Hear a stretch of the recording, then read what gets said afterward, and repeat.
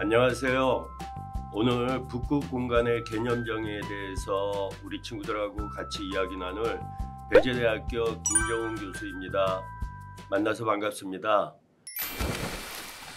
우리가 일반적으로 그 북극 공간에 대해서 이야기를 하게 될 때, 북극이 어디지? 북극권? 사실 의문 그 상황이 들 때가 있을 거예요. 왜냐하면 이 북극권에 대한 그 정의가 하나로 딱 통일이 되어 있지 않기 때문에 그래요. 그래서 오늘은 우리 친구들하고 차분하게 북극권에 대한 정의, 여러 가지 정의에 대해서 좀 한번 이야기를 해보고요. 그리고 북극 공간에서 벌어지고 있는 최신 이슈, 이거에 대해서 좀 한번 이야기를 해보려고 그래요. 사실 북극권이 과거에는 해빙이 많고 뭐 또 기온이 굉장히 낮고 그래서 인간들이 접근하기 굉장히 좀 힘들었었던 상황이었어요. 그러던 것들이 과학이 발달하고 또 이게 다행인지 아니면 불행인지 모르겠지만 지구 온난화 현상 때문에 북극해에 있는 해빙이 막 녹기 시작했어요. 그래서 인간들이 접근하기가 굉장히 용이해진 상태로 지금 북극권 환경이 바뀌어가고 있어요. 거기다가 1987년 지금으로부터 약 한 그 35년 뭐 이전에 지구상에서 가장 큰 또 북극권에서 가장 큰 영토를 그 확보하고 있는 소련이라는 나라 지금 러시아로 바뀐 상태죠. 그 소련의 지도자 고르바초프라고 하는 사람이 무르만스크 선언을 하게 돼요. 고르바초프의 무르만스크 선언 이후에 인간들의 그 접근이 용이해진 상태가 되고요.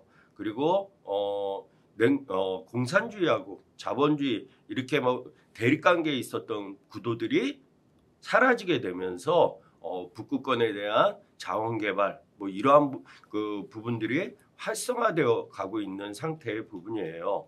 그래서 이 북극 공간에 대해서 우리가 좀 생각을 해보면 육해공, 그러니까 땅과 바다와 하늘의 교통 물류 잠재력이 굉장히 크다는 점, 그리고 지구상에 얼마 남지 않은 무한한 자원이 매장되어 있는 자원 보고 지역으로서, 그리고 지금 우리도 좀 그 고통을 받고 있고 이번 여름에도 그 많은 비가 내리고 뭐 이러한 상태, 또 그리고 유럽 지역이든 미국 지역의 그 허리케인이든 뭐 이러한 그 기상 변화로 인한 피해, 이 부분이 시발점이 북극이라는 이야기들이 좀 나오고 있어요. 그래서 기후 생태 환경의 그 보고로서의 역할이 점점 사라지고 있는 거 아닌가, 이러한 상태의 부분에다가 선생님이 좀 하나 더 붙이고 싶은 부분은 이 공간은 복합 인문 공간으로서 좀 주목을 받아야 된다는 상황입니다.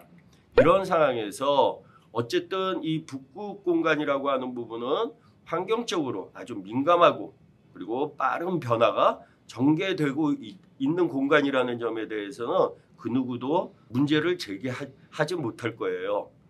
여기에서 좀 갑자기 좀 도약하는 상태의 이야기이긴 하겠지만 남극과 북극 지구의 양극점 좀 궁금한 부분이 있을 거라고 생각을 해요. 근데 결정적인 차이는요, 남극은 대륙으로 이루어져 있고요, 그러니까 땅으로 이루어져 있고 북극 이 상태의 부분은 바다로 이루어져 있다는 거예요. 그래서 실질적으로 남극하고 북극하고 어디가 더 추울까 하고서는 이야기가 되어진다면 남극 부분이 훨씬 추운 상태의 부분일 것 같고, 왜냐하면 남극의 얼음은 태양열을 반사하는 상황이 되고요. 북극권은 그 바닷물로 바다로 그 둘러싸여 있다 그랬으니까 이 바닷물은 태양열을 흡수하는 상태가 돼서 일반적으로 겨울 평균 기온 하면 남극은 영하 35도 정도 되고요. 북극은 영하 20도. 예, 영하 20도나 영하 35도나 추운 건 마찬가지지만 그래도 약 15도 정도의 차이가, 기온 차이가 나고 있다는 그 상황입니다. 그리고 북극에 대해서 일반적인 이제 그 북극 정의에 들어가기 전에 우리가 자주 쓰는 용어들이 있는데 이 부분은 우리 친구들에게 조금 어려운 부분이기도 하고 해서 선생님이 그냥 좀 읽고 이런 부분들이 있다는 거 그 궁금하거나 하는 친구들이 있으면 조금 더 인터넷상에서 서치를 해보거나 하면서 정보를 조금 더 폭넓게 만들어 갔으면 좋겠어요.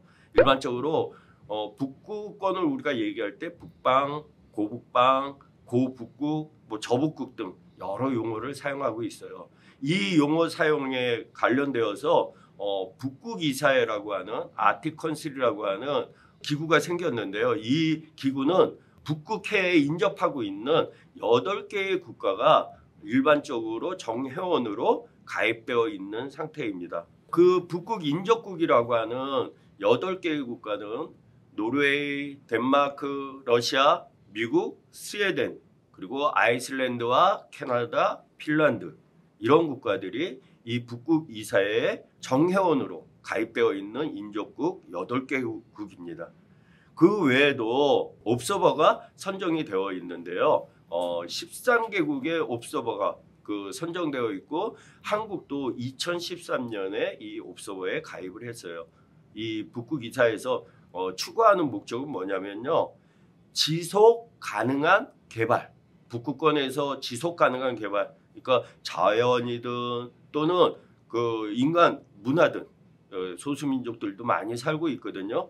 그들을 보호하는 이러한 상태 속에서 인류 공동의 유산으로서 개발 이익을 창출해낼 수 있는지 이러한 부분에 대해서 연구하고 또 그리고 전략을 수립하고 하는 기구가 바로 북극 이사회라고 할 수 있는 상태입니다. 자, 지금서부터는 선생님이 본격적으로 북극 정의에 대해서 좀 이야기를 하려고 그래요. 일반적으로는 3가지 정도의 그 정의로 북극권을 이야기할 수 있는데요. 첫 번째가 천문학적 정의. 그러니까 위도, 경도 우리 친구들 잘 아시죠?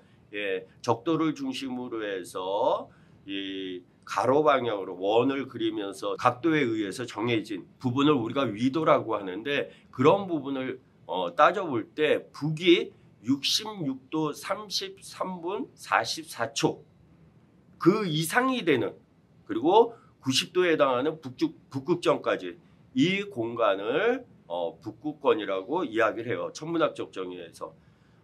오른쪽에 있는 그림을 보면요. 지도를 보면 파란색으로 그 원이 그려져 있는 부분인데 이 부분을 일반적으로 아틱 서클 북극권이라고 해요.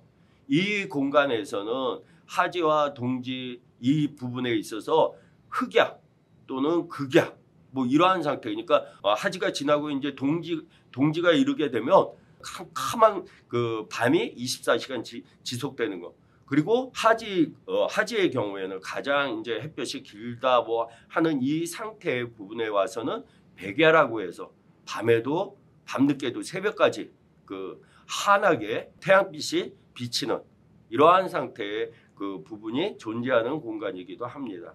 이 부분에서 우리가 생각해야 될 부분은 이 북극 서클 안에는 많은 인간들이 살고 있다는 거예요. 그러니까 소수민족들이라고 하는 부분들인데요. 이 부분은 마지막 부분에서 선생님 다시 한번 우리 친구들하고 이야기를 좀 나누려고 해요. 다양한 인간들이 다양한 민족이 살고 있기 때문에 다양한 문화가 존재하는 것도 당연한 그 상황이고요. 이게 이제 천문학적 정의로서의 북극권을 지금 얘기를 했다면 두 번째는 기후지리적 정의에 의한 북극에 대한 정의 부분입니다.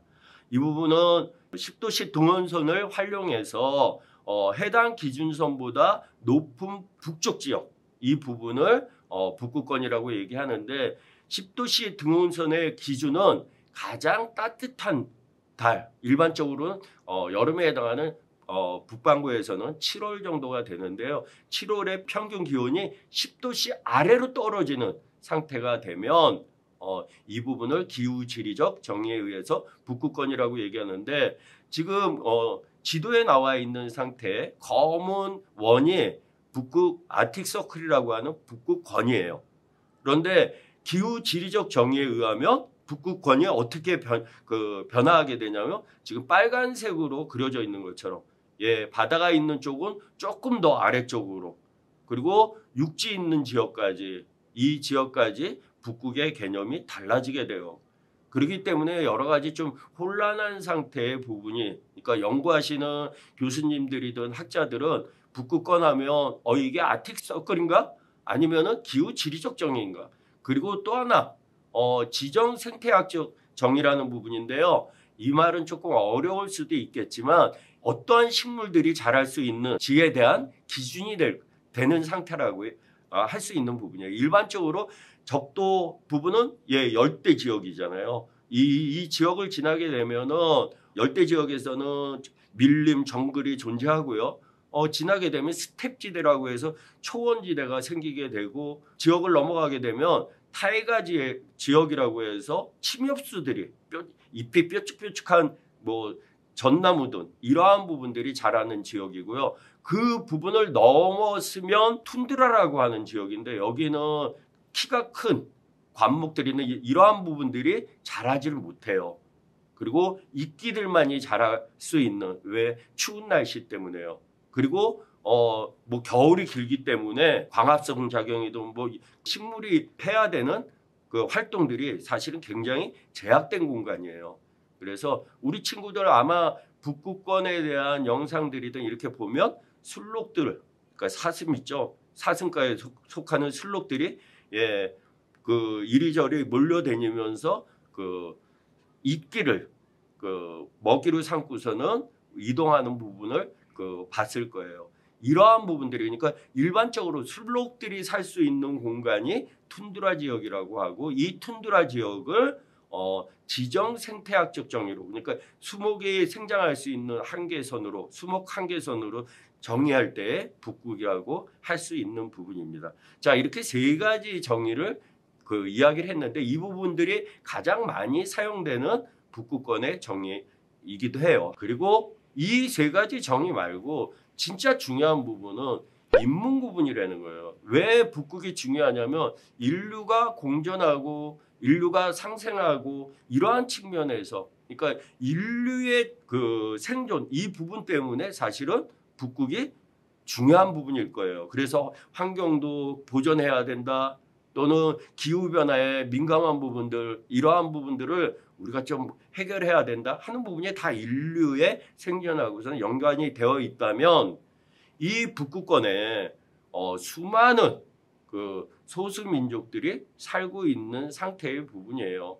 그래서 사람이 살다 보면 행정구역이 있을 거 아니에요. 우리 친구들이 사는 그 대전 또는 그 서울이라고 했을 때에도 구가 있고 동이 있고 뭐 이런 식으로 북극도 마찬가지예요. 나라마다 러시아든 캐나다든 미국의 알래스카든 행정구역이 존재하게 되고요. 그 행정구역이 사실은 북극권하고 아틱서클이든 기후지리적 또는 수목한계선 이 상태를 넘어서 밑으로 놓여진 하나의 구에 북극권이 포함되기도 하고 하나의 주에 북극권이 포함되기도 하고 북극권이 포함되지 않는 경우도 발생하게 돼요. 이럴 때 포함되지 않는 예를 들어서 저 러시아에 무르만스크주라고 있는데 무르만스크주 같은 경우에 가만히 보면은 일부분은 북극권에 해당이 되고 일부분은 해당이 안 되는 뭐 이러한 상태의 부분에서 그렇게 하면 같은 주인데 이것을 북극권에 포함시켜야 되느냐 말아야 되느냐 하는 이제 고민들이 생기게 되고 이러한 상태의 부분에서 북극 인간 개발 보고서라고 하는 데에서 정의를 내리게 돼요. 그래서 정치적 및 또는 생태적 과정과 연관되어 사회 경제적 조건들까지 다 묶어서 문화적 특성에 근거하여서 북극 지역 발전의 정치 경제 프로젝트를 비교 분석할 수 있는 그 지역이면은 북극권에다 포함시키기로 한 상태의 부분이에요. 자, 선생님 조금 전에 얘기했었던 뭐 북극권에는 많은 그 사람들이 살고 있다 그랬는데 약 350에서 360여 명의 그 인류가 살고 있다 그러고요. 그 중에서 약 10% 정도가 소수민족, 그 원주민들 원래부터 그곳에서 정착하고 자신의 문화를 만들어 나가던 일반적으로 소수민족하면 러시아에서는요 인구수가 5만 아래인 한 지역에서 오랫동안 거주하고 자신들만의 생활, 경제, 문화를 가진 이 민족들을 소수민족이라 그래요. 그 소수민족이 약 40여 개 상이한 그 민족 그룹이 존재하고 있고요. 약 러시아에서는 그 전체 인구의 약 한 40만이라고 하는 원주민들이 존재하고 있는 상태의 부분입니다. 자, 그리고 그 사람들이 살기 때문에 오른쪽 그림에 보면은 행정구역상으로 자 아틱서클로 따지면은 아틱서클보다 북극권보다 훨씬 밑에도 위치하고 있는 상태의 행정구역을 우리 친구들이 확인할 수 있을 거예요. 근데 지금 현재 지구 그 온난화와 또 자원개발 또 북극 항로를 이용한 물류 이동 이러한 상태의 작업들이 이루어지는 상황 속에서 북극 원주민의 생활 공간 그리고 다양한 문화와 언어가 위협을 받고 있는 상태의 부분이에요.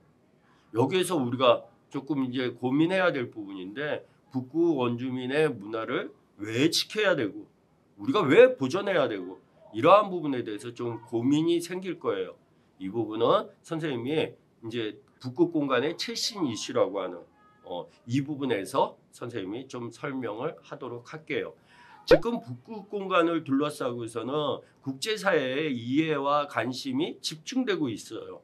여러 가지 측면에서 즉 첫 번째는 경제적 그 이해관계 그리고 두 번째는 지구 전체에 영향을 미치는 기후 변화 그리고 과학 연구 그리고 군사 안보 이 바다로 그 이루어져 있는 이 상태에서 8개의 인접 국가들이 서로 그 북극권의 그 영해들을 더 많이 확보하려고 하는 갈등들이 또는 경쟁들이 벌어지고 있는 상태의 부분이에요. 그리고 마지막으로 사회 문화적 이슈, 그러니까 북극에 사는 주민들하고 원주민에 대한 관심들이 집중되고 있는 상태의 부분이고 이러한 부분들이 북극 공간을 둘러싸고서 형성되어 있는 국제적인 이슈입니다. 자, 첫 번째로 경제 이슈 부분 보면 올해 그 5월 달에 저 많은 그 컨테이너 선들 물류를 대부분 그 책임지고 있는 저 수에즈 운하에 큰 컨테이너 선박이 그 자초가 된 적이 있어요. 그래서 전 세계 물류가 한 달 동안 그 대란이 그 벌어진 상태의 뉴스를 우리 친구들 아마 접했을 거예요. 실질적으로 수에즈 운하는 유럽과 그다음에 인도양과 태평양을 연결해주는 거진 유일한 통로이기도 해요. 물론 아프리카 남아프리카 공화국을 돌아서 그 물류 이동은 가능해요. 그렇지만 많은 그 비용이 그리고 오랜 시간이 그 소요되기 때문에 이 부분은 사실은 거진 활용되지 않는 상태의 부분이에요. 자, 그렇게 하면 유일하게 있는 수에즈 운하, 자, 올해처럼 사고가 생겼어요. 자, 그렇게 되면은 인류가 대혼란을 겪게 되는 상황들도 우리가 뉴스를 통해서 봤어요. 그렇기 때문에 인간들은 또 다른 대안으로 물류를 이동시킬 수 있는 그러니까 자원이든 또는 재화든 이런 부분들을 물건들을 그 수입하고 수출하고 뭐 경제활동에서 필요한 부분들이잖아요. 그 옮기고 또는 이동시킬 수 있는 그 교통로를 모색하게 되고 지구 온난화 또 과학기술의 발달로 인해서 북극권으로 북극해를 활용하려고 하는 움직임들이 굉장히 많이 나타나고 있어요.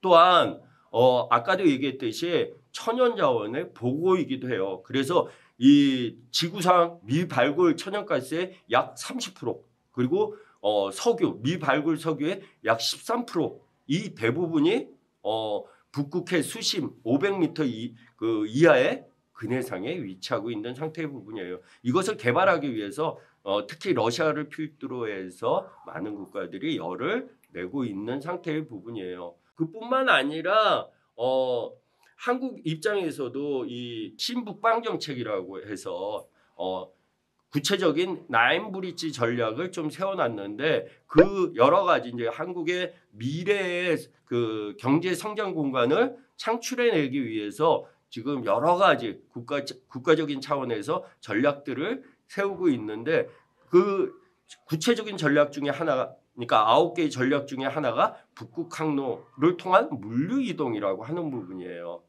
이러한 부분하고 국제사회에서 경제적 이슈, 그러니까 북극권에 대한 경제적 이슈가 커지면 커질수록 한국의 관심도 사실은 굉장히 커질 수밖에 없는 것이고 우리가 선도적으로 북극 개발에 참여할 수 있는 터전을 좀 만들어 놔야 되는 게 국가적인 차원에서도 필요한 부분이에요. 우리 친구들이 나중에 사회의 주역이 되고 한다면 그때쯤 되면 아마 이 북극 항로든 북극권에 대한 경제적 이슈가 실질적으로 현실로 우리 친구들에게 직접 다가오는 상태가 벌어지게 될 것입니다. 이건 선생님 감히 예언할 수 있는 부분이에요.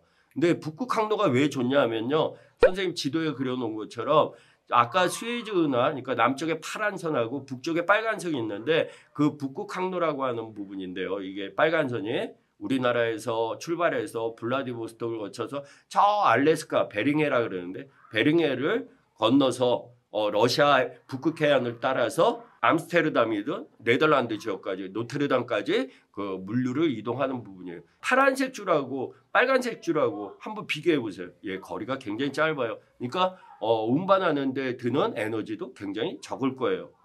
자, 파란색. 예, 굉장히 길잖아요. 예, 파란색. 그러니까 수에즈 운하 우리가 일반적으로 사용하고 있는 국제 현재의 항로하고 북극 항로를 비교해 보면은 거리상으로 약 15일에서 20일 정도를 빠르게 이동할 수 있다고도 이야기를 해요.